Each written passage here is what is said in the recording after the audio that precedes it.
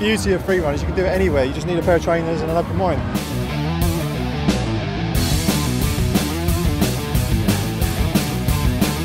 The level is really, really high today. You're going to be surprised. There's people here from the UK, from the US, from Brazil, there's people from Europe. Freerunning is my passion and it's a pure hard extreme sport. The audience is crazy, screaming, I love it. For this to be the second freerunning championship, they've got such a venue as Trafalgar Square, it's insane. 5-6 years ago, these guys were getting kicked out of kind of industrial places and off estates, and now they're here in London's brilliant Trafalgar Square. Yeah, I think it's a beautiful setup. Tons of people that are really supportive of all the athletes.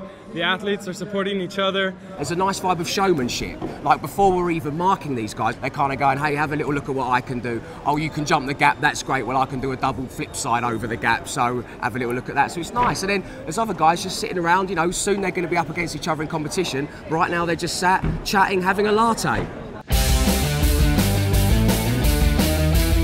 There's a total of 400 points, and the idea is that because every freerunner moves differently, we needed a point and a scoring system that would mean two people could have two completely different runs, but they could end up on similar points. Well, basically it's split into 4 parts. You've got creativity, you've got fluidity, you've got difficulty and execution. For creativity, you want to see unique movements not only with their body, but also the use of the course. Fluidity is how well they connect those moves together. Next up is technical difficulty. That is how big, I guess, they're willing to go. They could have a high technical score, difficulty score, but also a low execution score in case they don't land them. Those two kind of go hand in hand. You want to be able to execute your moves well, but also have a level that you can compete with the rest of the athletes on the course. It's meeting, it's not really competition here. It's competition for crowd, competition for sponsors, for people who see it itself. And for us, it's just meeting, just training. It's not about beating these guys, it's about beating yourself and about bringing freerunning higher. The sport's been around since the mid-80s as parkour. Came to prominence in the UK in about 2003. And the idea was to quickly and efficiently move through your environment. I knew it as parkour, but people over in England didn't know what parkour. They said, what are you doing? What are you doing? You say, I'm doing parkour. What's that? You move how you want to move. It's your body, these are your limbs, it's your brain, your skill set. And the idea is to be fit, to have fun, to be able to interact in your environment in any way which you please. I got into freerunning basically just the same way as most people. I saw a video on the internet, it was before YouTube, everything, and I just thought that's just what I want to do. I saw a documentary called Jump Richard featuring the Urban Free Flow guys, and I used to breakdance before that. I saw this documentary and I thought, wow, that looks like physically demanding like what I like, but with more freedom to it than breakdancing, and I just started from there and kicked off. I used to jump around off of my mother's roof and around buildings and whatnot, and then I saw this video and I'm like, oh, people actually legitimately do this for a sport?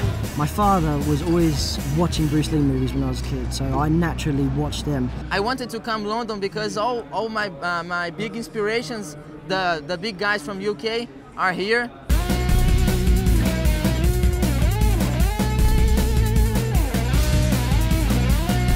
The music starts going, and you hear Michael Jackson beat it. I mean, you cannot help but get pumped up, and the crowd really helped me through that first round.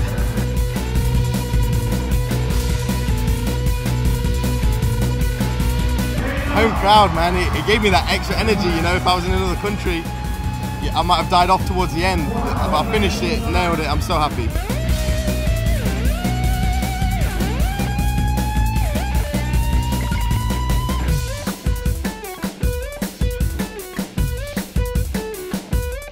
It went good. I felt like I stuck to my plan, stayed pretty fluid. I got a little stuck up on the bars, but other than that, I felt clean. It was good until the end. What happened at the end? I sort of fell off stage, which was a little bit weird. It was just the whole, like, wasn't quite watching where I was going, and yeah, I just ended up falling off stage. And then from the all, we went downhill from there.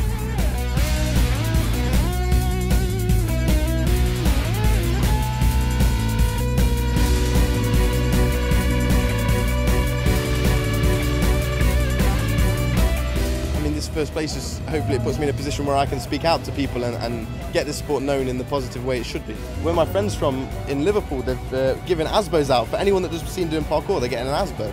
And you've seen how positive this is today, and I just think that's ridiculous, and there's such a misunderstanding of the sport. I want to promote it correctly.